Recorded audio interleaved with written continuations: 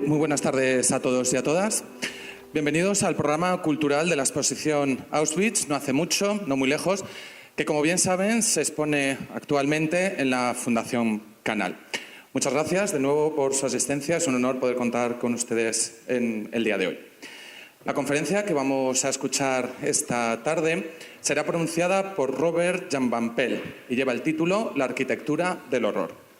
Para dar comienzo a este evento, toma la palabra Fernando Arlandis, subdirector de Estudios y Programas de la Fundación Canal Isabel II. Muchas gracias. Bueno, buenas tardes. Lo primero es decir que pertenezco a la empresa Canal de Isabel II, no a la Fundación. Ya me gustaría dedicarme más tiempo a temas culturales. Pero bueno, en principio quiero agradeceros de nuevo, como ha hecho el compañero, el que hayáis venido a este segundo acto del programa cultural de la exposición de Auschwitz, no muy lejos, no hace mucho, que bueno, con tanta ilusión y de una manera tan, vamos a decir, llamativa, tenemos aquí tan cerca. Espero, en cualquier caso, que todos vosotros hayáis visitado ya la sala. Veo alguno que con cara como que no. Bueno, los que no lo hayáis hecho, por favor, tenéis la sala de exposiciones aquí muy cerca y yo creo que va a ser muy llamativo para cualquiera de vosotros el visitar la exposición, ¿no? Bien, antes de presentaros a nuestro ilustre ponente de esta conferencia, además es el comisario principal de esta exposición, sí quiero deciros unas breves palabras como representante de Canal de Isabel II, que como sabéis somos la empresa de agua de Madrid y los que digamos, hemos alojado esta magnífica exposición que estará posteriormente a Madrid en otros países europeos y será, digamos, el único punto de su recorrido europeos y Estados Unidos, que es el único punto en España, ¿no?, donde va a estar alojada la exposición. Bien, sí me congratulo mucho en compartir con vosotros que ya hemos vendido 170.000 entradas en menos de 3 meses, es una cifra yo creo muy remarcable, y no solo es el efecto que está teniendo en cuanto a número de visitas y a entradas vendidas, sino también y muy especialmente el impacto que está teniendo en el mundo cultural y en el mundo, vamos a decir, académico y en el mundo también de la administración, etcétera, ¿no?, y en todos los ámbitos culturales y de comunicación, ¿no? Han pasado por nuestra sala autoridades regionales, han pasado también representantes de asociaciones de protección de los derechos civiles, es decir, hemos tenido todo tipo de visitas culturales, por tanto esto para nosotros es doblemente satisfactorio, o sea, no solo una exposición de éxito, que la gente venga y entienda un tema que para nosotros es muy importante, ver cómo una sociedad tan avanzada como fue la alemana de mediados del siglo, de mediados del siglo pasado, acabó con esa situación tan, vamos a decir, horrorosa de genocidio de otros seres humanos, ¿no? Bien, también ha tenido mucho impacto en términos de número de embajadas que han asistido a nuestra exposición. Esta misma tarde hemos tenido al embajador de Canadá, pero también ha pasado por nuestra sala el embajador polaco, de Israel, de Francia, de Rusia, es decir, muchas embajadas que también nos llena de satisfacción, sincera satisfacción, ¿no? Pero realmente, y esto también lo quiero destacar, lo que a nosotros más nos ha llamado la atención, más orgullosos, digamos, estamos de ello, es del número de alumnos de colegios, de institutos, fundamentalmente, que ya han reservado sus entradas. Estamos hablando ya de más de 40.000 alumnos que van a pasar por nuestras instalaciones. Esto duplica las cifras de todas nuestras anteriores exposiciones. Se encontraban siempre por alrededor de 20.000, que ya nos parecía una gran cifra, ¿no? Por lo tanto, 40.000 jóvenes, pues nos parece una contribución pues muy, muy importante a la vida cultural de nuestra ciudad, ¿no? Bien, bueno, yo simplemente, como resumen final de todo lo que podíamos hablar, sí me gustaría recordar una frase que siempre dice Luis Ferreiro, que es el alma mater de esta exposición y el director general de Musealia. Siempre dice que cuando escuchas a un superviviente de Auschwitz, tú te conviertes también en un testigo del Holocausto, ¿no? Y me gustaría pensar humildemente que todos los que visitáis nuestra exposición vais a ser también testigos del Holocausto, ¿no? Porque los testigos físicos están desapareciendo simplemente por vida, ¿no? Por biología, y tenemos que mantener la llama de este conocimiento para todas las generaciones futuras, y por lo tanto vosotros vais a ser los futuros testigos del Holocausto. Bien, paso ya sin más a presentaros a Robert. Robert es reconocido internacionalmente como una de las figuras más importantes relacionadas con el Holocausto, el estudio de Auschwitz. Es, por tanto, un honor que sea el comisario en nuestra exposición. Os leo algunas breves ideas de su currículum. Él, entre 1997 y 98, presidió el equipo que desarrolló el plan maestro para la conservación del campo de Auschwitz y además participó como testigo experto en el famoso caso contra el historiador y escritor británico David Irving, que fue, pues, yo creo, el más conocido negacionista del Holocausto, ¿no? Robert nació en Haarlem, en Holanda, ahora vive en Canadá. Ya ha publicado muchos libros, o bastantes libros, sobre el Holocausto. Yo destaco el de uno que tuvo internacionalmente, fue galardonado en varias ocasiones, que es el libro Auschwitz, desde 1270 hasta hoy, publicado en el año 96, y The Case for Auschwitz, en defensa de Auschwitz, publicado en el año 2002. A lo largo de su carrera también ha desarrollado labores de asesoramiento histórico en películas, como, por ejemplo, y esto os lo recomiendo los que no lo hayáis visto todavía, un documental muy bien documentado, que es Auschwitz, los nazis y la solución final. Lo podéis ver en varias plataformas, y también nuestro comisario es uno de los más, digamos, historiadores que contribuyeron en mayor grado y que aparece en este documental. Bien, no quiero robarle más tiempo al profesor Robert Van Pelt, y ya os dejo con él. Thank you. Gracias. I have only one complaint about Canal. Solo tengo una queja sobre el Canal. It's not a whiskey company. Y es que no sea una empresa de whisky, porque cuando uno habla de Canal solo hay agua, no hay whisky. Así que la próxima vez me gustaría que se acercasen hacia Escocia, a Johnny Walker. Pero aparte de esto, debo decir que el Canal es perfecto. He regresado hoy, después de 2 meses y medio de ausencia, y realmente la exposición está impecable, como nueva. Debo decir que trabajar con el Canal ha sido un gran placer, y el personal, las personas que cuidan esta exhibición, el personal de seguridad, todas las personas a las que he tenido oportunidad de saludar son grandes profesionales y muy atentos y amables. Así que debo decir que espero que esta exposición, si va a viajar a otros países, en Europa y Norteamérica, esperemos que encuentren socios como los que hemos tenido aquí. Muchísimas gracias. Debo admitir que el fallo de Canal de no ser una empresa que produzca whisky se ve compensado porque Musiali está localizada en San Sebastián, que, como seguramente saben, es la capital cultural no solo del año pasado, sino también la capital culinaria del mundo. Así que muchísimas gracias a José y a Luis, mis socios de Musialia, que realmente han hecho que mi estancia en los últimos años en San Sebastián haya sido un verdadero festejo culinario.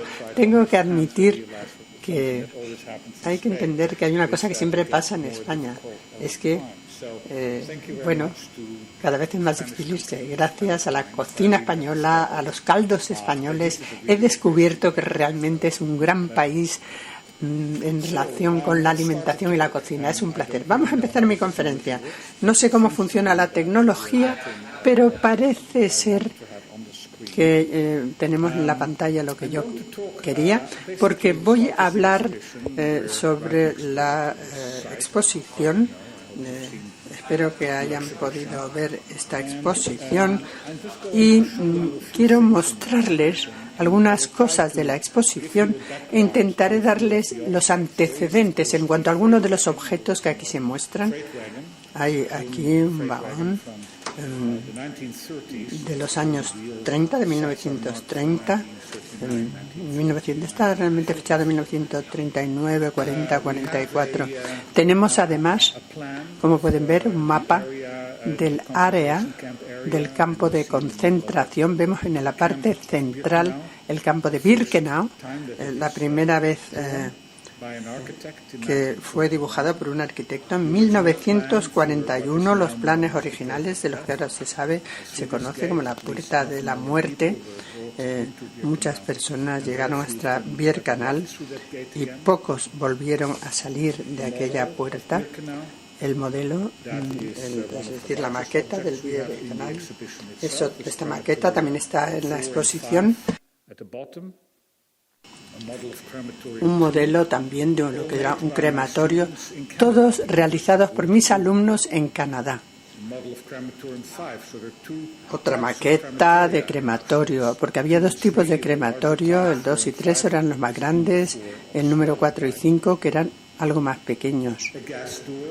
Aquí vemos la zona de la perpetración, lo que daba acceso a las tumbas de gases, era una especie de agujero, y la columna, la chimenea de gas, el instrumento que se utilizaba para introducir el gas en la cámara de gas. ¿De dónde procede todo esto? ¿Cuál es la historia que subyace tras estos objetos? En este momento lo que me gustaría básicamente es repasar algo de la historia, sobre todo de la construcción de Auschwitz. Luego quiero hablar las distintas claves de lo que ocurrió después de la guerra y luego volvemos con algunas reflexiones sobre la exposición. Esto es un libro que se publicó en Alemania en el año 1941 con el título es 1000 años de guerra entre Alemania y Polonia. Este libro dice que los polacos han estado en una guerra desde el año 930, el año 930 para ser más precisos. Esta era la mentalidad que tenían los nazis, que los polacos eran el enemigo tradicional. Y si intentaron encontrar evidencia para todo esto, aquí en este dibujo podemos observar una mano con una figura desagradable, agarrando Posen, los territorios alemanes en el año 1919, zonas antes de la Primera Guerra Mundial eran alemanas y luego se convirtieron en polacas. Los alemanes estaban muy enfadados sobre el haber anexionado estos territorios a la nueva República Polaca. Vamos a los años 1930. Los autores alemanes de la izquierda y de la derecha decían que Polonia no tenía derecho a existir y que su existencia había que cambiarla. Estas son las tapas de un libro que se llama El Rebel State, Polonia, que habla gráficamente de esta situación. Luego, en 1939, Alemania ataca a Polonia y se establece en la Polonia ocupada y en la Polonia occidental, en estos territorios anexionados a Alemania, y pensaban que esto iba a introducir una condición de la norma alemana que iba a durar otros 1000 años y que Polonia se convertiría en una colonia alemana, un país colonial. Empezaron, por tanto, básicamente a pedir a los alemanes a que pasaran al este de Alemania, es decir, la parte ocupada de Polonia, un terreno colonial. El único motivo por el que tuvo esa emigración masiva, el motivo por el que no tuvo lugar es porque, la guerra no había acabado, la mayoría de los hombres estaban en el ejército y, en primer lugar, claro, tenían que luchar en el ejército antes de conseguir estas propiedades y ocuparlas. El hombre encargado de la germanización o colonización de Polonia por los alemanes es el jefe de las SS, Himmler, le vemos aquí en el centro con gafas, que le explica a Rudolf Hess de 1941 que escapó a Inglaterra, el diseño de una granja que había que construir en la Polonia ocupada por Alemania.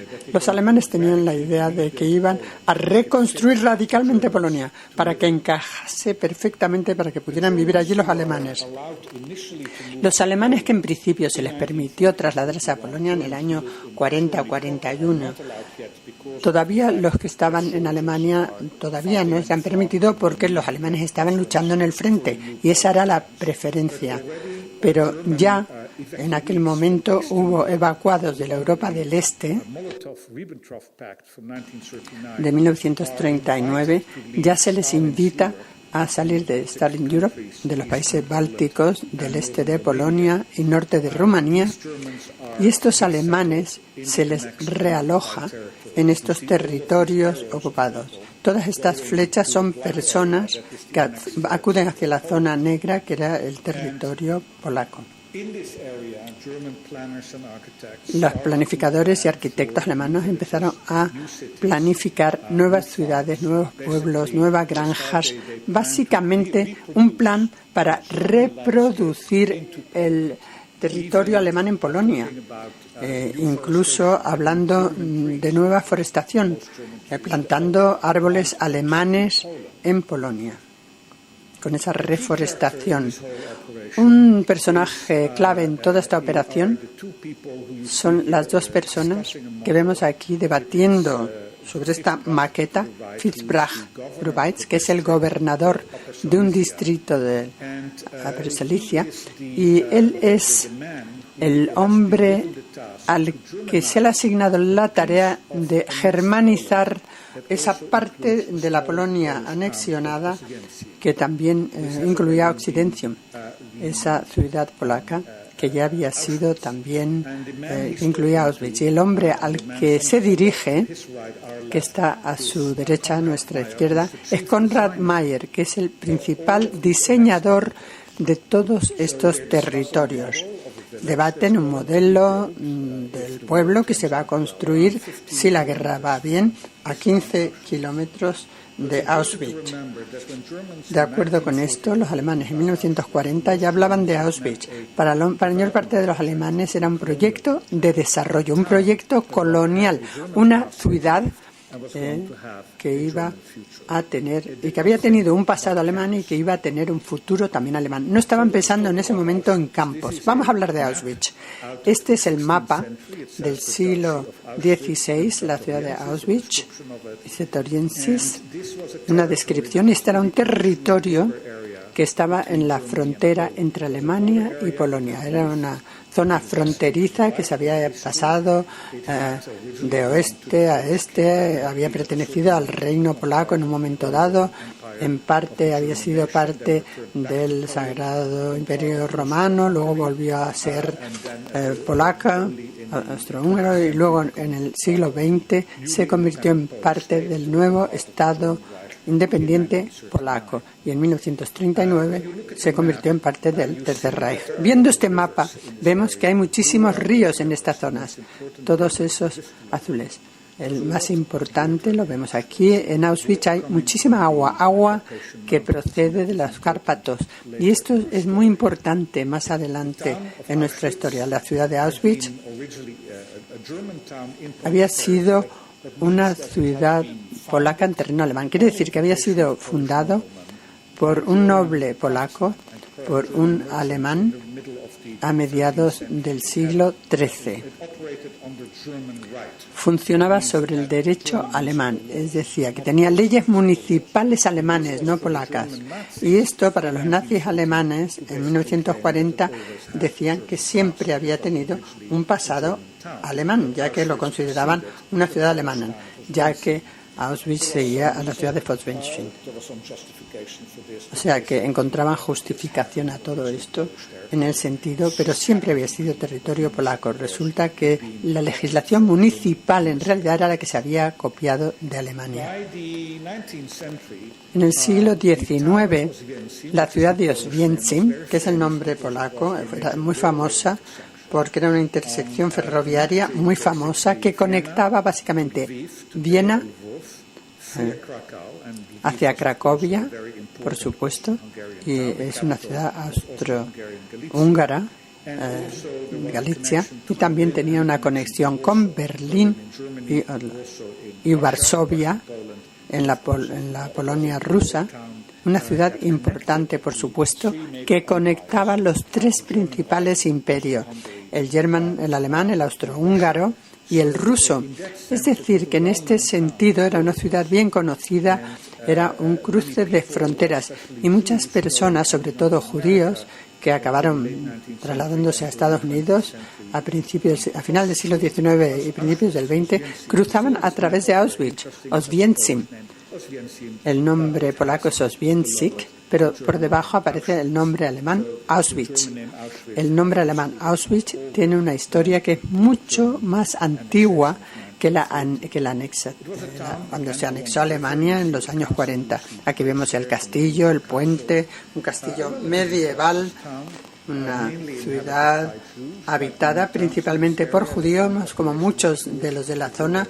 La mayor parte de la población era judía. Sin embargo, los directivos eran católicos. Aquí vemos el mercado y aquí está la estación de ferrocarril. Es una empresa bastante importante para una ciudad pequeña, pero es una estación de tren que conecta una serie de estaciones ferroviarias entre sí. En Auschwitz, a principios del siglo XX, se creó una estación transfronteriza donde los trabajadores temporales que trabajaban en Alemania esperaban el permiso para trabajar en Alemania. Vemos estos edificios originalmente construidos durante la Primera Guerra Mundial para que fueran dormitorios para estos trabajadores. Se habían convertido en barracas para los soldados polacos y en 1940 se convertiría en un campo de concentración. Este es el primer documento alemán que tenemos sobre la transformación de originalmente estación fronteriza austrohúngara, que había sido un campo militar polaco, hasta convertirse en un campo de concentración alemán. Es una investigación llevada a cabo a finales del año 39 y que ha sido abandonada estas barracas. Y este es el plan que en 1940 llega a las manos de Heinrich Himmler, que piensa establecer un campo de concentración para aterrorizar a la población polaca de la zona. Selecciona a un oficial de la SS, que es el segundo jefe del campo de concentración, para que vaya a Auschwitz y en estos edificios establecer un campo de concentración. En primer lugar, empieza a poner cable, y aquí vemos las señales, de los cuales tenemos 6 en la exhibición. Este es el aspecto que ofrecía el campo, los edificios militares a la izquierda y la zona de muerte en el centro. Es decir, si los de la izquierda quieren acercarse a las vallas, les dispararán, y luego está esa valla. Y al fondo vemos 2 de las torres de los guardianes, una más alta y algo un poco más pequeña. Estas torres eran de 3 tamaños, grande, mediana y pequeña. Aquí vemos el diseño de estas torres que fueron prefabricadas en Colonia y así llegaron a Auschwitz. También se utilizaban como barracas de los campos de concentración. Este es un edificio notario, el bloque número 11, y esta era la prisión dentro del campo de concentración. Y el plan a la izquierda, en el centro, nos muestra el sótano. Son las celdas, que también son celdas de 60 por 60 centímetros, 2 metros de altura, sin aire prácticamente, y encerraban a 4 personas al mismo tiempo, a lo cual casi ninguno sobrevivía. Pero esto es lo importante. Este fue un arquitecto el que diseñó estas celdas en estas plantas. Un arquitecto titulado, el mismo arquitecto también hizo el diseño del primer crematorio. Este es un crematorio diseñado para cremar 340 cuerpos por día. Hablamos de un campamento que tiene 10.000 prisioneros. Vemos, anticipando la mortalidad, los alemanes están deseosos de matar a 340 personas al día. Están preparados tecnológicamente para eso. ¿Qué tipo de régimen produce 340 cadáveres al día? Al cabo de 2 años, la capacidad en información será de 4.500 cadáveres al día. Son cifras que no se comparan con ningún otro campo de concentración alemán.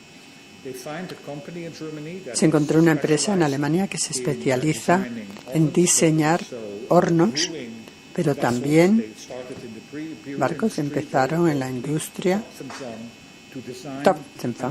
para diseñar y construir estos hornos que se situaron en estos crematorios tan simples. Era un depósito del ejército alemán, pero se construyen los 6 hornos aquí que dan esa capacidad de incineración. Como hay muchas pulgas, también se instalan cámaras que utilizan un producto granular que se llama Cyclum B,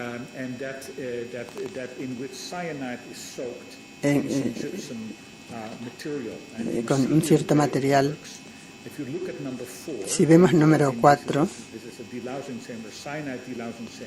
esta es la cámara. Es una pequeña lata que se pone aquí en el número 4 y luego hay un abrelatas que se controla desde el exterior, el número 3, el D. Ahí tiene una palanca que se abre la caja, la lata, y luego empiezan a caer. Este es el material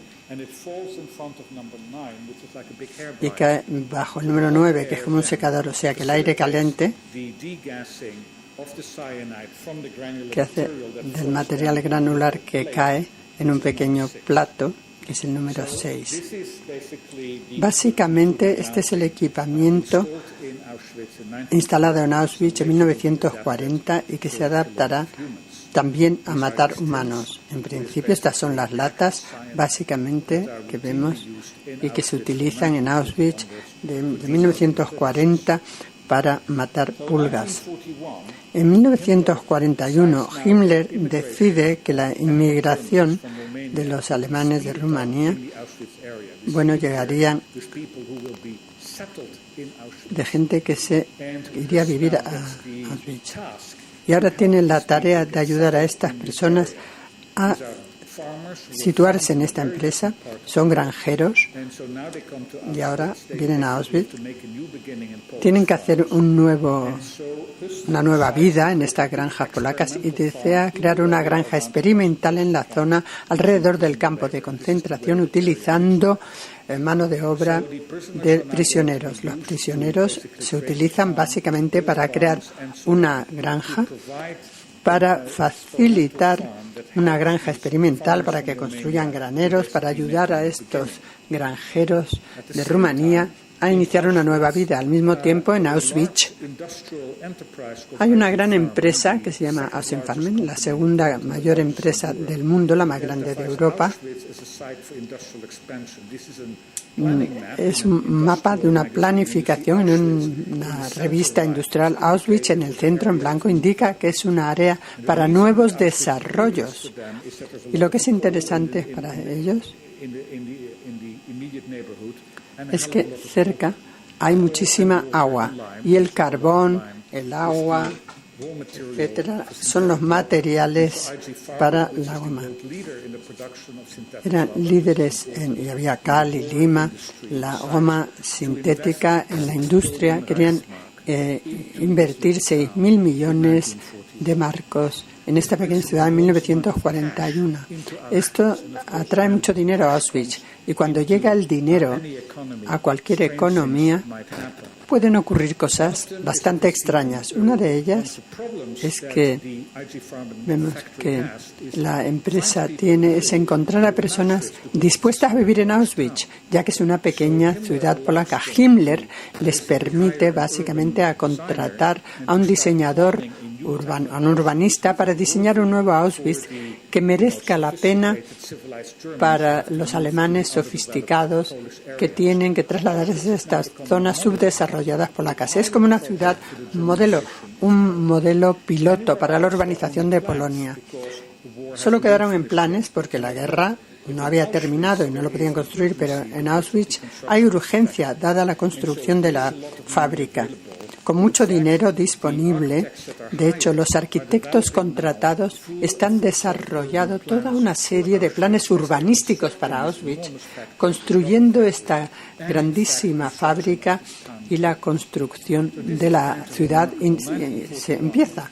En 1941, cuando los alemanes todavía hablaban del proyecto de Auschwitz, hablaban de la construcción de una nueva ciudad de 60.000 personas en medio de una guerra. Iba a ser una ciudad con una arquitectura y mucho del personal que producían los gobiernos fascistas en los años 30 y 40. Aquí había ministerios.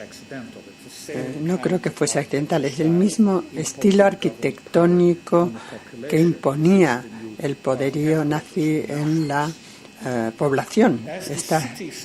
A medida que la ciudad empieza a crecer, también los campos de concentración reciben mucho dinero, ya que iban a facilitar esclavos para el trabajo en la ciudad.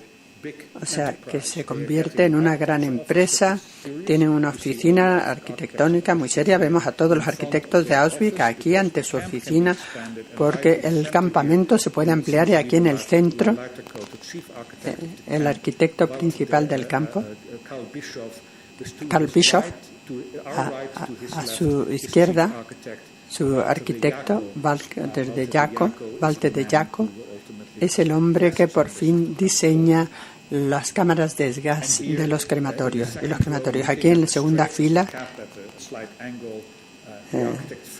el arquitecto Fritz Ertel, que sería el que diseñó Birkenau, que por cierto era graduado de la Bauhaus, la escuela de arquitectura más famosa de Europa en los años 20 y 30 del siglo pasado. El ir a una buena escuela de arquitectura no significa que su contribución vaya a ser para el bienestar de la humanidad. Ahora ya el campo empezó a ampliarse, al menos en los planes de los arquitectos. En la parte inferior de la derecha vemos lo que es el campo original de 1940 de Auschwitz, y vemos la expansión, al menos en los planes de los arquitectos. Va a ser un campo para 30.000 personas, un gran campo de concentración, un supercampo de concentración que merece las ambiciones de Himmler. El detalle que vemos en este plano es el edificio número 12. Lo vemos en la parte superior derecha, cerca del crematorio, que es el edificio blanco. Ese era el crematorio. El edificio número 12 es un nuevo crematorio que se iba a construir al lado. El campo era más grande y, por tanto, la capacidad de incineración tenía que aumentar para poder incinerar 1.500 cadáveres al día. Iba a ser un lugar muy grande, inmenso. En octubre de 1941, la SS invita a este hombre, un ingeniero de cremación, para que acuda a Auschwitz. Una visita de 3 días, Walter de Jaco, al que ya hemos visto antes, que en cierto modo se convierte en el principal arquitecto del crematorio y las cámaras de gas, y los tres trabajan en el diseño del crematorio y sobre todo de los hornos. Una unidad de 3 hornos, de los cuales se construyen 5 en este crematorio, con una capacidad diaria de 100 cadáveres por día, 1.500 en total. Son cifras que nadie hubiera podido ni imaginar, algo sin precedentes. y el motivo por el cual hace falta esa capacidad de incineración tan grande en este lugar. Este es uno de los planos y dibujos que muestro. Este segundo es un plano, el que fue aceptado. Vemos un plano en la parte inferior izquierda, una sala central con las 5 unidades triples de hornos en la izquierda. Podemos ver un espacio donde se sitúa el combustible en la parte inferior, la chimenea, el incinerador, y a la derecha una serie de salas necesitadas por ley, porque si se quema un cuerpo, bueno, hay que destruir esa evidencia. Los crematorios tienen que tener estos espacios, y cuando el doctor Mengele llega a Auschwitz se encuentra estas salas dispuestas para sus experimentos. Este es el sótano. Lo que es interesante del sótano es que vemos que por debajo de los hornos no hay espacio, está la cimentación, pero en la parte central del dibujo y a la derecha vemos 2 grandes salas. No vemos lo grandes que son, pero son grandes espacios en subsuelo. Son morgues donde poder almacenar los cuerpos que se van a cremar. Son cientos de cuerpos que han muerto también de tifus o también por otros motivos. Los arquitectos siguen refinando el dibujo del crematorio. Aquí vemos el diseño de la fase número 3, que empieza a tener un aspecto como de granja, ¿verdad? Es una arquitectura tradicional alemana. Y los alemanes piensan que están para quedarse mucho tiempo. Esta es una sección, la morgue número 1. Lo interesante de esta sección, de esta morgue, es que en la parte inferior, contra la parte inferior y superior, hay salidas de ventilación en la parte inferior y el Fundación Canal que le permite sacarlos de este espacio, estos ejes, y luego hay un canal de ventilación. Se llama cuando se almacenan cadáveres hay que tener esta ventilación. Este sistema de ventilación se utilizará en el futuro para otra finalidad.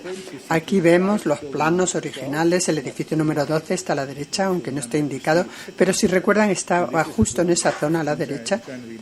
Este dibujo es del 15 de enero de 1942, pero al cabo de unos meses tenemos este otro plano que también muestra el pueblo, los edificios de las SS, vemos el pueblo a la derecha, pero si estudiamos con detalle el lugar donde estaba el crematorio, que es en la parte inferior izquierda, ahora les muestro el detalle, verán que el crematorio ha desaparecido de este plano repentinamente. Estos planos, en principio, son partes del antiguo campo de concentración, pero ahora ya no aparece en el plano. La pregunta es ¿dónde se encuentra?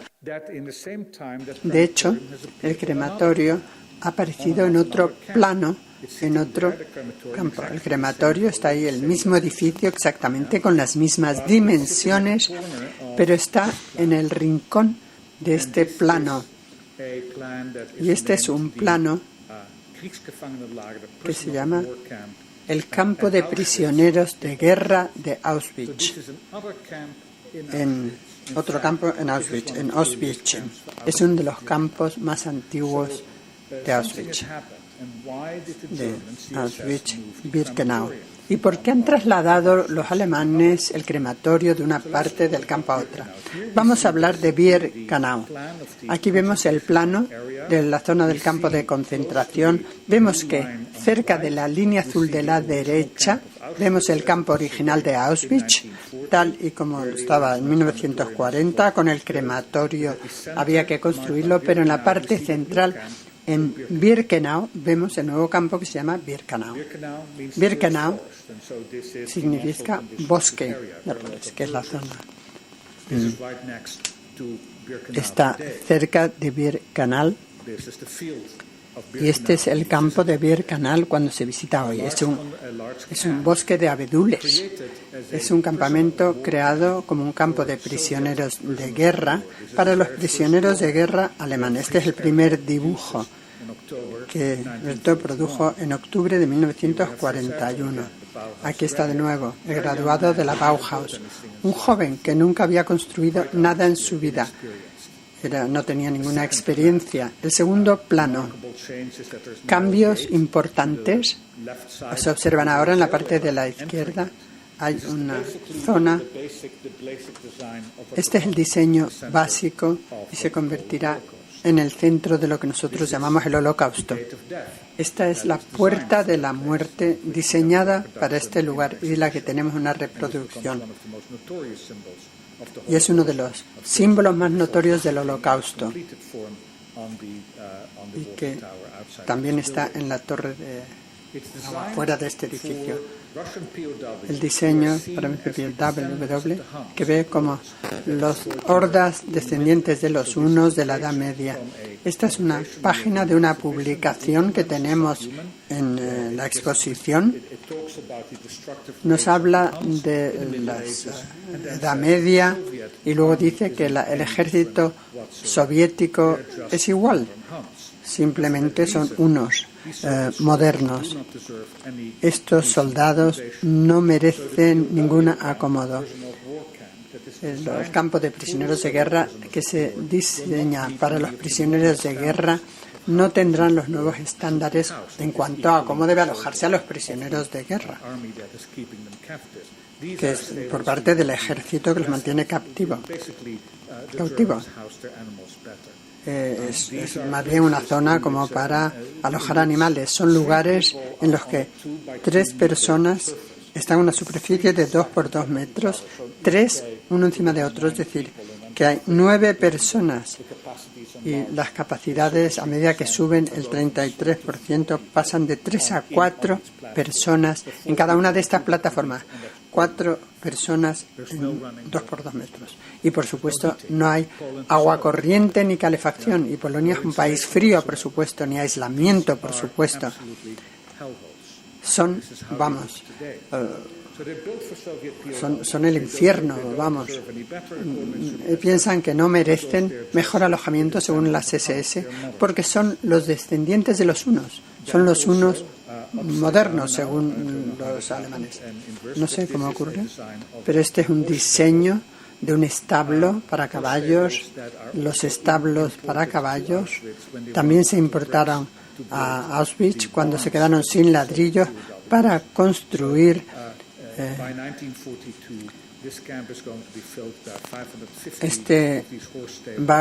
estos 150 establos, ya que no tienen para construir graneros. Hasta 1.000 personas por establo alojarán aquí sin ningún confort físico, por supuesto. Este es el aspecto que tenían estos edificios en el año 1945, después de la evacuación de las SS y la llegada de los rusos. Por tanto, como son subhumanos, son prisioneros de guerra rusos, son buenos en material humano, cochinillos de indias, para probar métodos de asesinato masivo. En 1941 empiezan introduciendo a estas personas en el sótano que veíamos antes y simplemente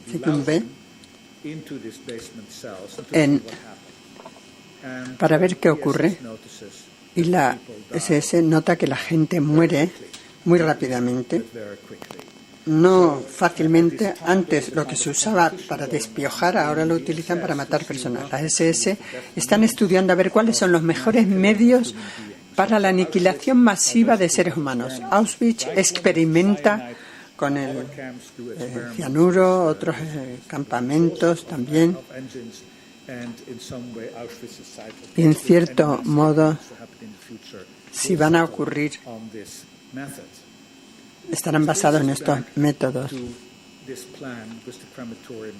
Este es el crematorio en la parte superior derecha. Tiene el honor de tener este gran crematorio.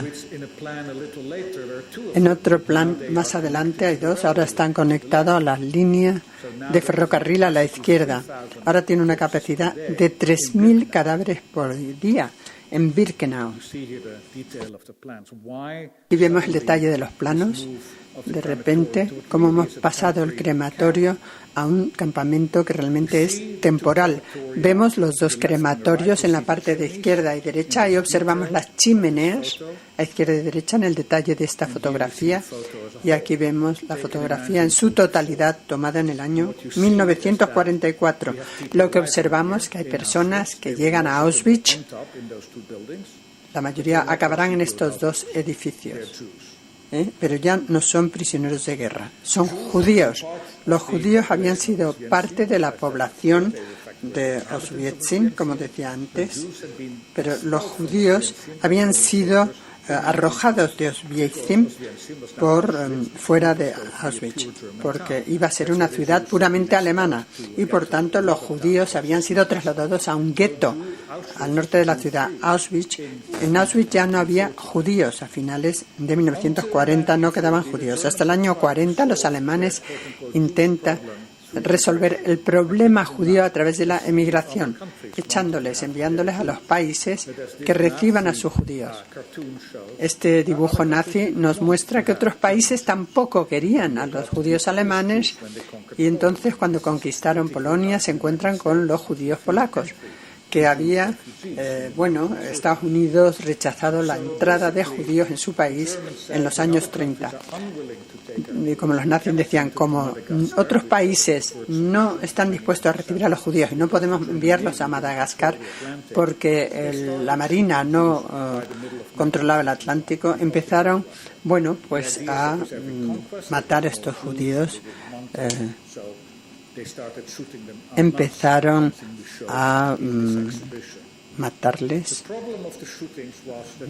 El problema es que resultaba a tirotearles. La gente, los tiradores se volvían alcohólicos, tenían problemas psicológicos. Himmler decidió que era mejor hacer operaciones especiales, campos de exterminio a los que enviar a los judíos y un equipo, básicamente uno controlado por personal alemán, haría estas matanzas en cámaras de gas especialmente diseñadas, lo cual no suponía un sufrimiento para los verdugos.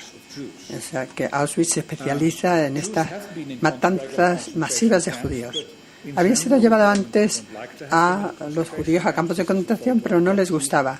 Esto es una foto de Buchenwald de 1941. Creían que los judíos debían salir fuera del campo de influencia alemán y que no deberían ser retenidos como prisioneros en Alemania. Pero algo ocurre a principios del año 1942. El 6 de enero, Goering, que está encargado de la economía, toma la decisión de que no pueden trabajar en la construcción, que solo pueden trabajar en la industria del armamento. Himmler había negociado los 100.000 y luego 120.000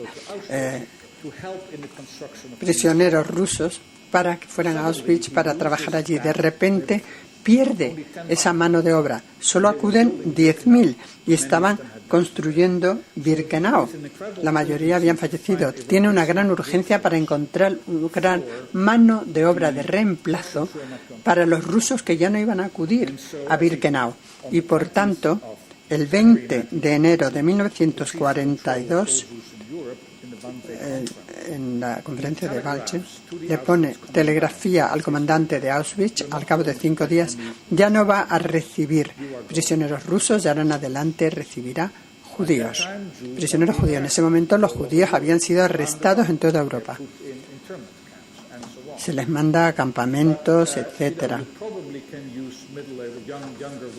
Las mujeres jóvenes y los hombres jóvenes pueden trabajar construyendo la nueva ciudad y preparándolo todo a este efecto. El problema radica en que si usted es comandante de un campo de concentración y le dicen no va a tener prisioneros de guerra alemanes ya, pero puede elegir, por supuesto. Los judíos es una categoría mucho más general, así que los prisioneros de guerra son hombres entre los 17 años y los 40. Si pueden, utilizar un rifle, también pueden llevar pues una pala, pero los judíos hay personas enfermas, mayores, ancianos, personas que no podrían trabajar. Así que el comandante Hess dice, yo solo quiero judíos que puedan trabajar. En ese momento, el que aprovisiona judíos a Auschwitz proceden del Estado de Eslovaquia. Los gobiernos van al Estado de Eslovaquia y les dicen, solo queremos judíos aptos para el trabajo. Pero el gobierno eslovaco dice, si solo llevan a los hombres y mujeres aptos para trabajar, ¿quién va a cuidar a los niños y a los ancianos? O bien se los llevan a todos o no les facilitamos ninguno. No solo queremos que se lleven a los que puedan trabajar. Hay una negociación entre Berlín y Bratislava en la cual ambas partes parecen ser incapaces de llegar a un acuerdo. El 26 de febrero, este hombre, el arquitecto jefe de las SS, viaja desde Berlín por tren a Auschwitz. Al día siguiente tiene una reunión en la oficina del arquitecto y vuelve a Berlín. Y un día más tarde, Berlín pone a Bratislava un mensaje en el que dice aceptamos a todos los judíos, incluso niños y ancianos. Y este plano se dibuja ese día. Lo que es interesante de este dibujo es que el crematorio que está aquí es exactamente al lado de este pequeño edificio, dibujado por un superviviente en 1945, David Oler. Es la primera cámara de gas. Una pequeña cabaña que se transforma en una cámara de gas.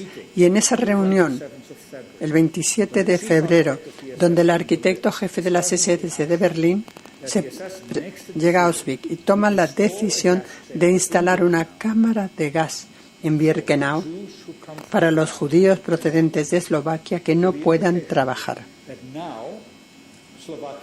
Eslovaquia ahora permite que todos los judíos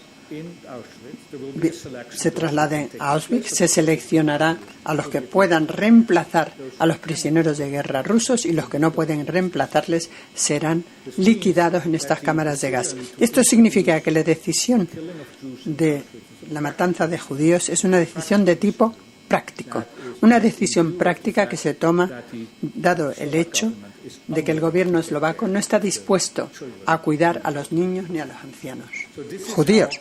Y así es como la matanza masiva de judíos se inicia en Auschwitz. Es una decisión tomada como secreto porque Auschwitz todavía no es el campamento que se puede comparar con Treblinka, que recibe 2 trenes de transporte al día.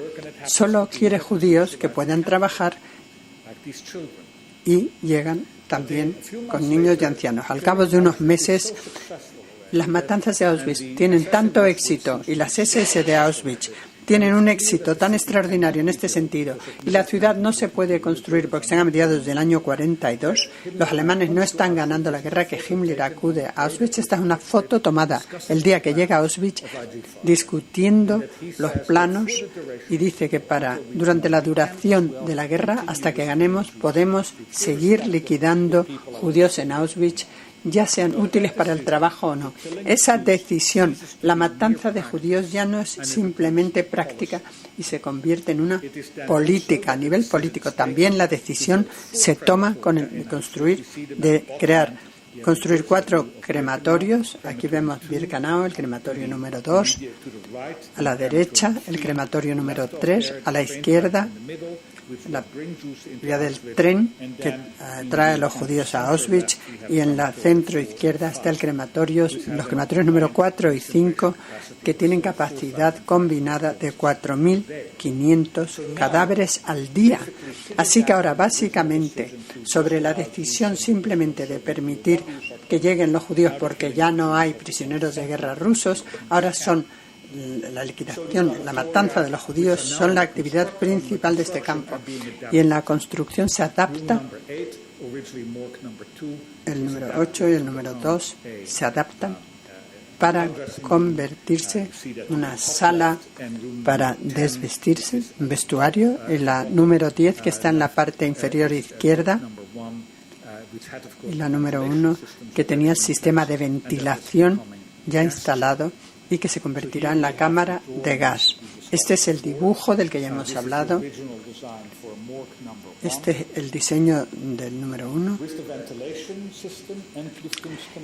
El sistema de ventilación y el canal para extraer también los gases de cianuro hasta que se completen. Pero lo más importante es que Jaco inventa algo nuevo. Las puertas se abren hacia adentro, por supuesto. Las cámaras de gas, una vez que han muerto, no se podría entrar porque la gente muere ante las puertas y no se podría abrir, o sea que hay que abrir hacia afuera por este motivo. E inventa, vemos que ven y que pueden bajar al centro de esa columna básicamente un cesto, en este caso material que pasa a la columna central.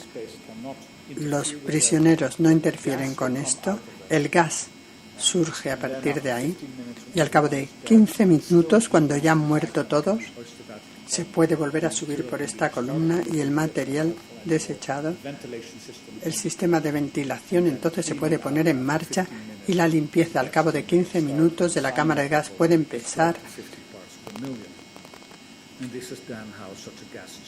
Y este es el aspecto que tiene una cámara de gas. Y en la exposición tenemos una de estas columnas para ver cómo van. Aunque hay cierta contradicción en cuanto a que está contra el techo para sugerir que fuera pues, una zona para duchas, ¿no? Esta es una foto de cómo se completa el crematorio número 2 y vemos la cámara de gas antes de ser cubierta con brezo, y a la derecha vemos la chimenea de la locomotora, vemos la parte superior de esas columnas de gas. Aquí podemos observarlo. Son evidencias. Y luego empieza la aniquilación, la matanza, el transporte de los judíos, de todos los judíos. Llegan a Auschwitz, habrá una selección, madres con niños, ancianos, niños, todos estos se les manda a las cámaras de gas. Aquí vemos a una mujer con un niño hacia el crematorio número 2. Dentro de 2 horas habrá muerto ella y el niño.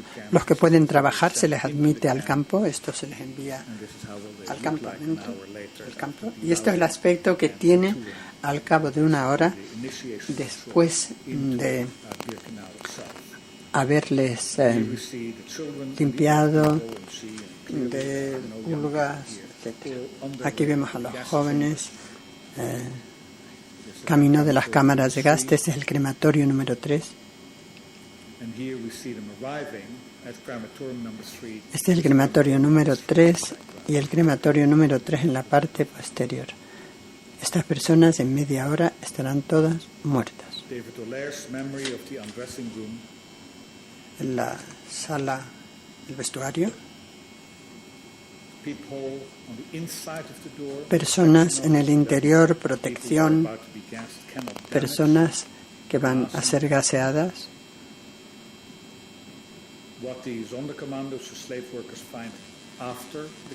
Lo que encuentran tras las matanzas, ahora empiezan a recoger el pelo y empiezan a buscar también el oro que puede haber en las dentaduras, y ahora los cadáveres se trasladan, se llevan a los hornos para ser incinerados.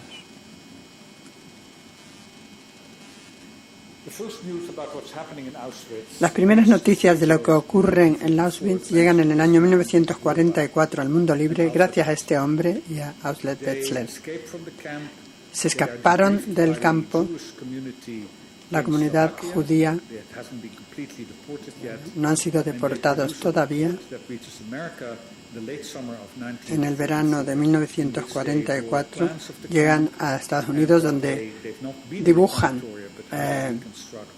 planes del campo, y aunque no han estado en el crematorio, dibujan cómo puede ser. El crematorio no es el exacto, pero saben que hay una cámara de gas, etcétera, y saben que hay una columna por la que se introduce el gas.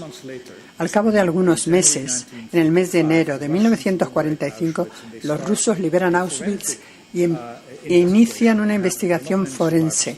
Pero no quedan muchos supervivientes, pero entre los supervivientes, en este caso, encuentran evidencias como pelo humano, evidentemente, de estas atrocidades, dentaduras, piernas artificiales, miembros artificiales, documentos que describen detalladamente lo que había ocurrido en el crematorio, en los crematorios. La Comisión por Stalinski empieza a trabajar en el campo, estudiando las salas del crematorio que habían sido destruidas por las SS al dejar el campo. Encuentran este testigo, Henry Talbot, que estuvo 3 años trabajando en el crematorio número 2, da detalles sobre lo que ocurría en los crematorios. Basado en esta evidencia, se hace este primer dibujo de la fábrica de la muerte con el vestuario, la cámara de gas, el cámara gazzova y piece, que son los hornos. Es una reconstrucción bastante exacta. Rudolf Hess, el Dr. Mangel, en el centro. Son arrestados en Alemania, estaba oculto, se le extradita a Polonia en el año 1946 y en su cautiverio escribe sus memorias, una confesión completa describiendo todo lo que se ha hecho, lo cual aportó muchísima evidencia. Así es como sabemos qué ocurrió en Auschwitz hasta el año 1975, cuando Roberto Wisson, un académico francés, declaró al mundo las buenas noticias de que Auschwitz son noticias falsas, que es algo falso. Es profesor de literatura, le interesa desenmascarar las mentiras históricas, es profesor en Lyon, en Francia, y dice que Auschwitz es todo una mentira, es todo falso lo de Auschwitz. Observa que el plano del crematorio no es correcto y, por tanto, es falso. Va a hacer esta investigación, viaja a Auschwitz I en el 75, va al crematorio número 1, entra dentro del crematorio, encuentra los hornos, pone su dedo en los hornos, ve dentro del horno y su dedo. Eso hacía en mi casa cuando era pequeña, a ver si había polvo, pero ahora quiere ver si hay aquí humo. Y dijo, aquí nunca se ha quemado nada en el horno. Y este es el resultado de su investigación. Ahora se argumenta que estos hornos nunca funcionaron. Estaban limpios.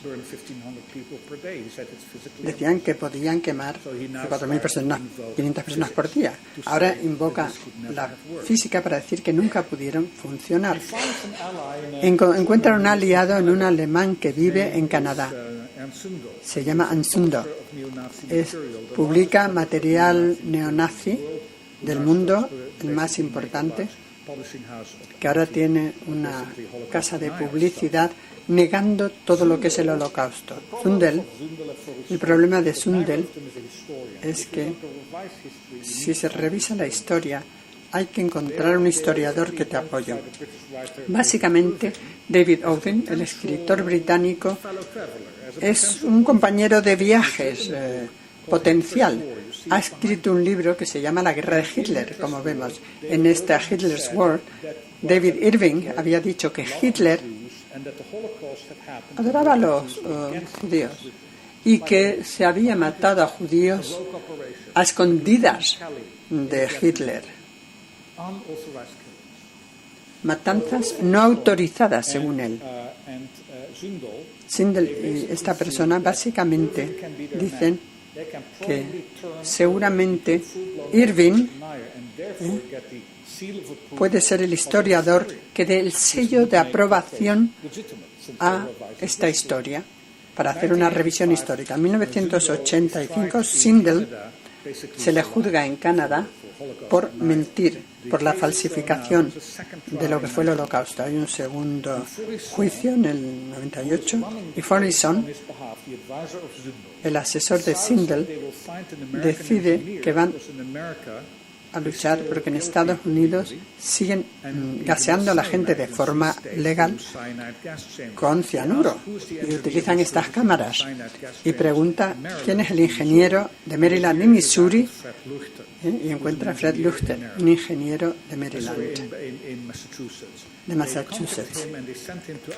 Le envían a Auschwitz a escribir un informe de expertos forenses en cuanto a las cámaras de gas, y vuelve, y en mitad de este juicio visita las ruinas de las cámaras de gas y escribe un informe que se llama el Leuchter Report, y en este informe lo que dice es que es imposible que se hubiera utilizado ninguna de las cámaras de gas o que los hornos hubieran sido incinerado esa serie de cadáveres. Una vez que da su testimonio, Irving está en esa misma sala, en esa misma corte, porque también quiere que Irving atestigue diciendo que Hitler era un buen amigo de los judíos.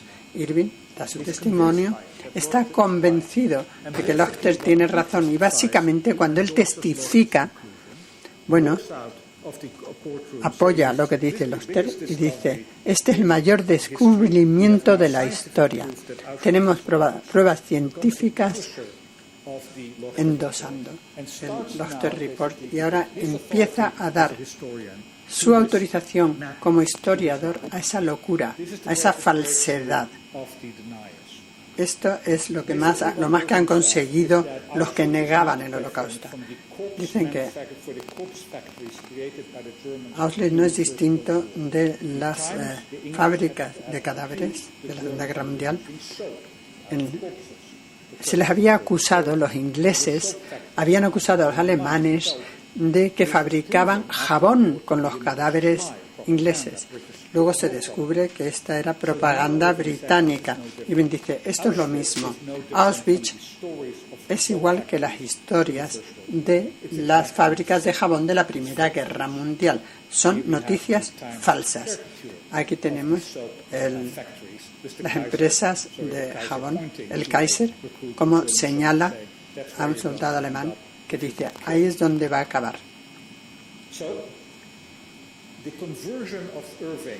La conversión de Irving a la negación del Holocausto, ahora ya estas personas tienen a alguien que tiene una reputación y que endosa sus licencias.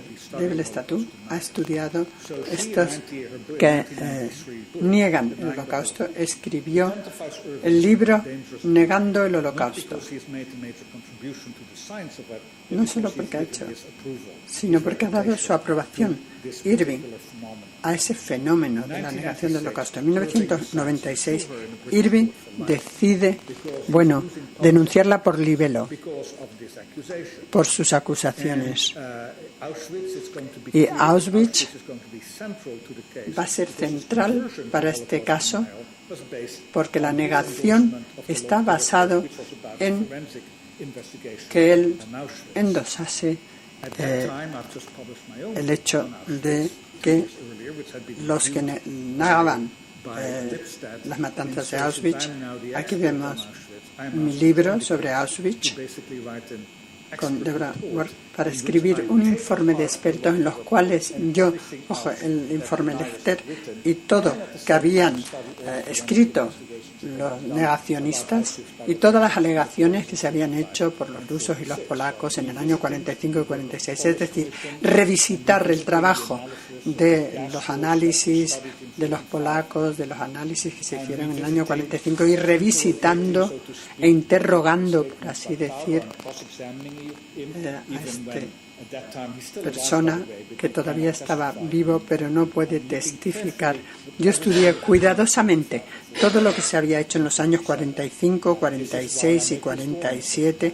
Por eso hice estos dibujos, reconstrucción de estas columnas de gas, intentando comprenderlo, intentando encontrar evidencia con los sobrevivientes de Vidoler, que del crematorio número 3, esta es una sección, dibujos hechos por un niño que estuvo en la cámara de gas pero que no murió porque el niño se utilizó como mensajero y se le permitió esconderse aquí. Hizo este dibujo y se convirtió en un artista muy famoso después de la guerra, analizando estas fotografías, estas fotos que se pueden fechar, estudiando el humo de la chimenea, porque vemos en la parte superior de las columnas de gas. Y por último, estas fotos tomadas en el año 1944 por los bombarderos que intentaban bombardear las granjas, viendo el detalle de lo que vemos en las cámaras de gas con ese esquema de zigzag en la cámara de gas de 4 puntos, que coincide exactamente con la situación en zigzag de las columnas de gas, de acuerdo con David O'Leary y su dibujo hecho en 1945. Evidencia convergente. Los restos arqueológicos para encontrar los agujeros en el techo, identificando exactamente dónde están los restos de estos agujeros. Estudiando toda la documentación alemana, una tras otra, creando el caso de que se había basado Irving en algo falso y que había trabajado poniendo todo su caso juntos. Toda la evidencia conseguida tiene 50 páginas y que yo presenté ante los tribunales, básicamente evidencia forénsica de que los materiales de Auschwitz muestran que este campamento podía matar hasta 4.500 personas al día y cremarles en el mismo día. Análisis estadístico de la capacidad de incineración. Hubo 33 sesiones, 33 días, y fue una sentencia a favor sobre esas 33 páginas sobre Auschwitz, en que se dice que no existe más que evidencia masiva en el sentido de que Auschwitz fue un campo de exterminio expresamente utilizada para matar, para aniquilar a más de 1 millón de judíos en cámaras de gas. Irving salió y dijo: Auschwitz es un mito, nunca ha existido. Yo he escrito un libro en relación con todo esto, el caso de Auschwitz, todo lo que se había publicado en 2002. Es un libro bastante grueso. Se vende en la tienda del canal en este momento y básicamente aporto toda la evidencia de que se dispone. De repente este hombre llega a mi vida, se llama Leon Weissman. Leon Weissman es un arquitecto israelí, ha estado en Auschwitz y ha estado utilizando el significado forense de la arquitectura con el fin de establecer los crímenes de guerra contra los israelíes. Es un proyecto muy interesante el que está llevando a cabo. Profesionalmente somos colegas, aunque políticamente seamos contrarios. Es un libro que llama Arquitectura Forense. Quiere establecer el caso de que está creando una nueva disciplina y quieren tener un abuelo, alguien que pudiera considerar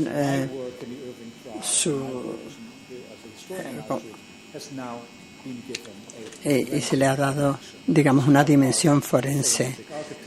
Y quería que yo actuara como padrino. Yo estoy encantado de ser su padrino en este sentido. La pregunta ahora sería: ¿existe la arquitectura forense? Quizá lo piense, pero el resto del mundo no tiene por qué aceptarlo. Pero en 2015, este hombre, Alejandro Lacena, es un arquitecto chileno, ha sido nombrado comisario de la Bienal de Venecia. La Bienal de Venecia decide qué es lo importante, qué es lo relevante, para ver si esto tiene algún sentido a nivel internacional, y por algún motivo Aravena ha decidido que la arquitectura forense básicamente lo ha hecho Yal y yo mismo, que es un nuevo campo de la investigación arquitectónica, y por tanto nos invita básicamente a participar en la Bienal y oficialmente establecer la existencia de este campo de estudio. Yo tengo que hacer un soneto por escrito, con datos. Yo hice una exposición con la sala de las evidencias, donde básicamente esta es una sala que conjuga las evidencias utilizando en el juicio de Irving la columna de gas, los 3 artefactos que podemos ver en la exposición del canal en este momento, también paredes básicamente hechas con dibujos, a través de dibujos y cartas. Están hechas en escayola y con techo, lo cual se convierte en una sala. Estos están en la Bienal, a corta distancia uno del otro, pero anclamos aquí el discurso de la arquitectura forense. Hay 4 exposiciones, es algo más compacto. Y como somos capaces de conseguir dinero, nuestros primeros donantes están sentados aquí en esta sala, que nos han ayudado a iniciar todo este proyecto de la Fundación Weinbein, y con muchísima ayuda de amigos y personas que se han convertido en nuestros amigos desde que iniciamos este programa.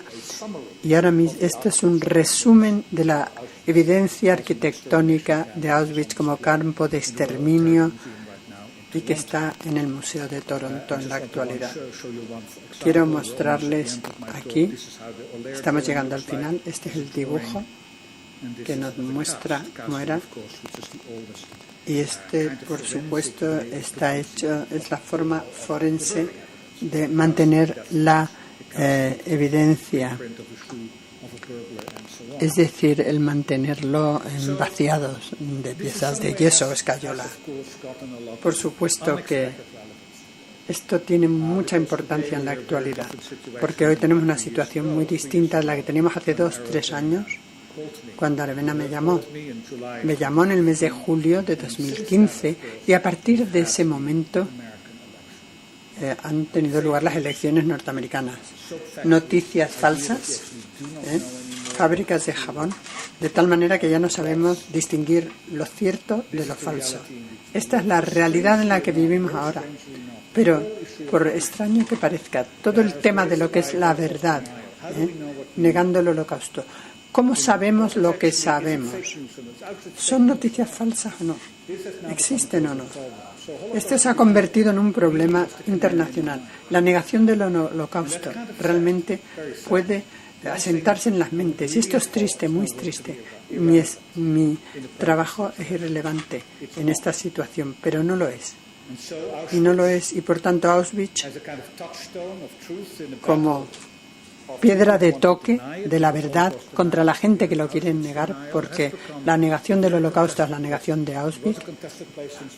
Es un lugar, desde que Bresson empezó a mentir, a unos pocos metros de aquí, creo que hay algo que es algo más que intentar mantener la memoria de los peores crímenes del siglo XX. También tiene que ser un aviso de lo que significa vivir en un mundo en ausencia de la verdad. Muchísimas gracias.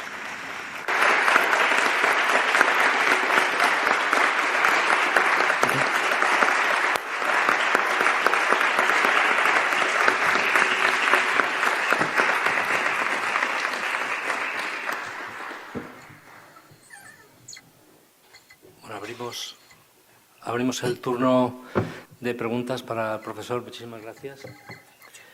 Abrimos el turno de preguntas.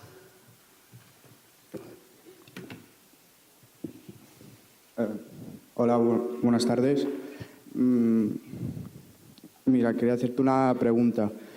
¿Por qué le estás dando tanta importancia a las personas que dan negaciones sobre lo que pasó en el Holocausto? ¿Y por qué es una cifra de 6 millones de judíos aniquilados? Gracias.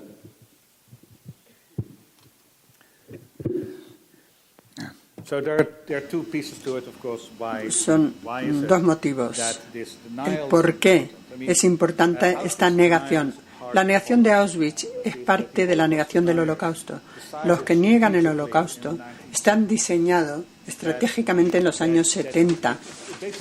Básicamente no tienen el valor de negarlo todo, pero si se ataca la localización central en la que existe la mayor parte de la evidencia, el lugar que muchas personas visitan, el lugar que se ha convertido, digamos, en el símbolo del Holocausto, si pueden crear dudas, hacer que surjan dudas, bueno, puede haber estas implicaciones en cuanto a todo el Holocausto. El objetivo en cuanto a lo que es el lugar más fuerte de la evidencia y lo que ellos consideran el lugar clave es Auschwitz.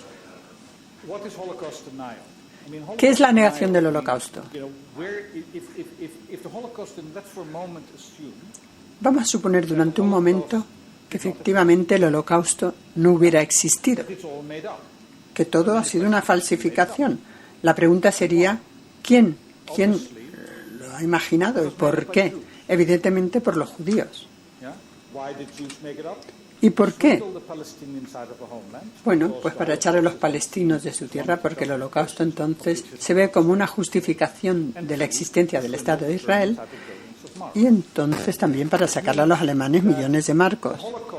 Significa que el Holocausto, en esta narrativa, es la prueba más grande de la naturaleza tan abyecta de los judíos. Lo que se ha dicho sobre los judíos a lo largo de 2000 años,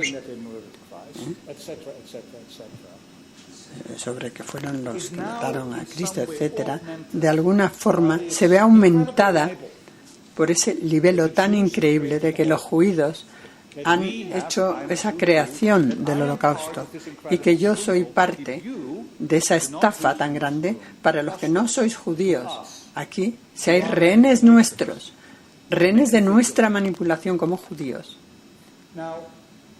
para haceros sentir culpables.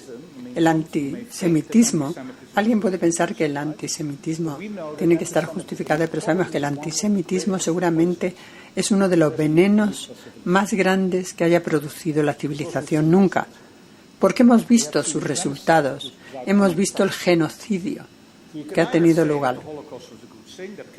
Hay gente que puede decir que fue bueno el Holocausto, que matar a 6 millones de judíos fue algo bueno y que lo aceptamos, o hay que decir que el antisemitismo es algo malvado y que ninguna sociedad civilizada puede permitir que este cáncer exista en su sociedad. Y como la negación del Holocausto es parte de este cáncer, o luchamos contra ello,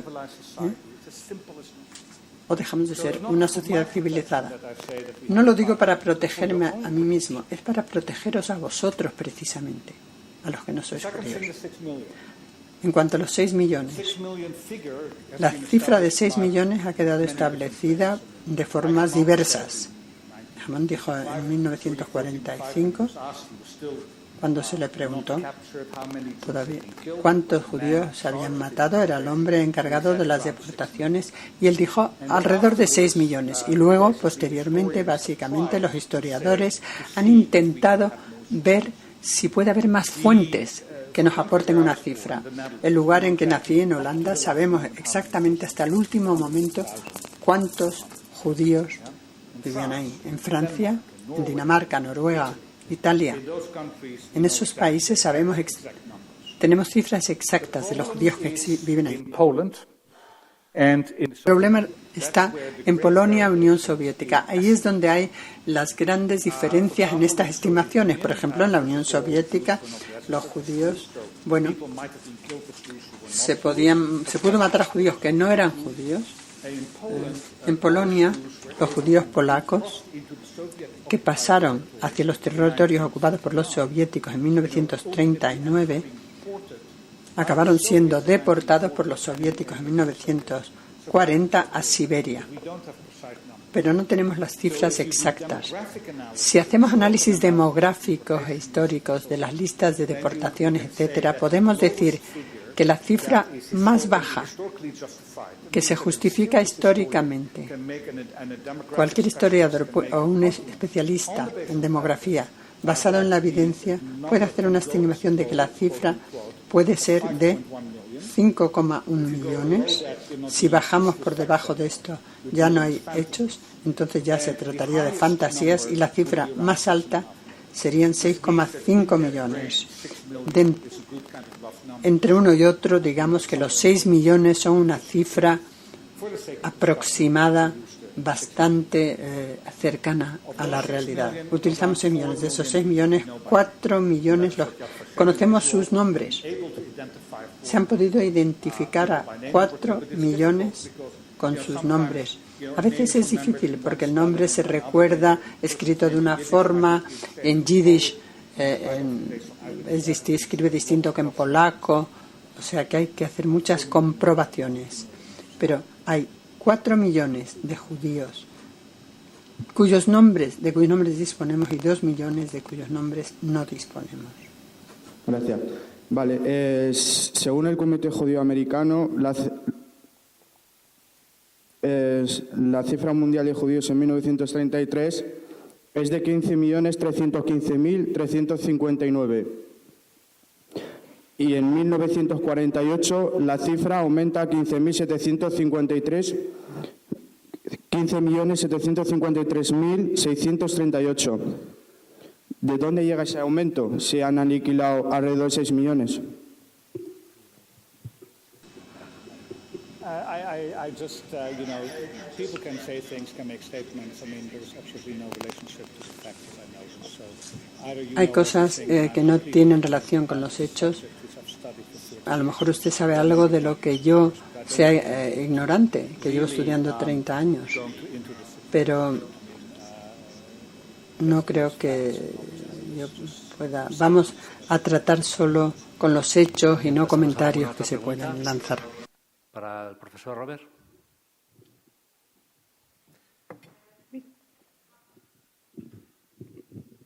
How did you feel to win your case against David Irving? ¿Cómo se sintió usted cuando ganó ese juicio contra Irving? En el juicio contra David Irving.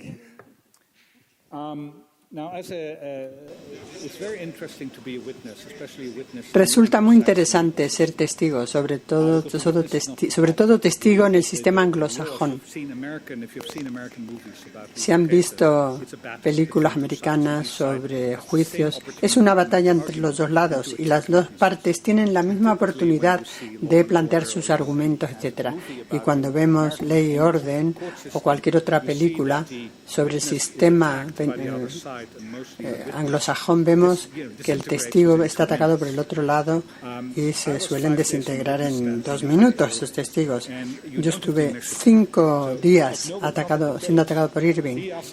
No se trata de un debate. Él planteaba preguntas, establecía trampas y uno tiene que sobrevivir a esa situación y no está uno entrenado como historiador para esa situación. Básicamente, yo no soy ese tipo de persona, a pesar de las apariencias, quizás durante unos segundos sí, pero no más. Estar en una situación en la cual tu credibilidad como historiador se mina sistemáticamente, porque la primera forma en que el otro lado intenta destruir tu credibilidad como testigo es intentando encontrar algo que muestre que tú eres falso, una falsificación. El otro lado, el lado de Irving, había revisado mi currículum vitae, en todo lo que había hecho en mi carrera de más de 20 años. Todo lo que yo había hecho lo estudiaron con el fin de ver si podían encontrar algún punto débil que pudiesen detectar. No es agradable el ver tu vida abierta ante ti en Canal y si hay una coma que no esté justificada en tu currículum vitae, te destruyen porque ven que no eres creíble. En primer lugar, tienes que limpiar todo tu pasado, eso es lo primero. Luego tienes que saber que no ganarás un argumento porque están ahí para destruir tu credibilidad, es decir, para destruirte a ti. Yo sabía que estaba en juicio mi reputación profesional y que cuando yo saliera de allí quería seguir siendo considerado un historiador honorable o que me vieran como un charlatán, porque el otro lado, quería demostrar que yo era un charlatán. Ese es el riesgo que uno asume, es la situación en que uno acude como testigo experto. Es una situación muy violenta, muy dolorosa. Mi abuela es una superviviente del Holocausto y mi madre también, y hay material suyo. Yo he nacido de una persona cuya historia está en esta excepción. Mi abuela, yo llevo aquí algo de mi abuela en mi corazón. Así de importante era todo esto. Para mí el momento es terrible, es tremendo lo que se hace. Bueno, el superar ese examen tan profundo que te hacen. Yo pensaba que yo como historiador había quedado intacto. Lo demás no me interesaba. Y yo escribo en el libro. Yo procedo de Holanda y mis héroes son personas que tienen botes salvavidas. Y mi tío estaba en uno de estos barcos en el Cabo de Finisterre, salen a Galicia, salen en el mal tiempo. Para mí la idea del salvamento es uno de los ideales más grandes el que una persona puede hacer, que cuando un barco está a punto de hundirse, llegan estos barcos y salvas a ese barco arrastrándole hasta un lugar seguro. Como historiador, yo estaba en una operación de salvamento de un barco importantísimo, de una historia de gran relevancia. Al ser asaltado por antisemitas, embusteros, personas que intentan confundir al mundo, y cuando puedes hacer y llevar esa historia a un puerto seguro de la verdad, yo me sentía como mis ancestros que trabajaban en estos barcos y que trabajan en esos barcos y que han podido rescatar por fin un barco que se encuentra con problemas. No sé si tenemos tiempo para Gracias. alguna pregunta adicional. Así me sentía. ¿Alguien quiere añadir algo? Bien, pues bueno, yo creo, la verdad, profesor, muchas gracias. Really thank you for... Sorry.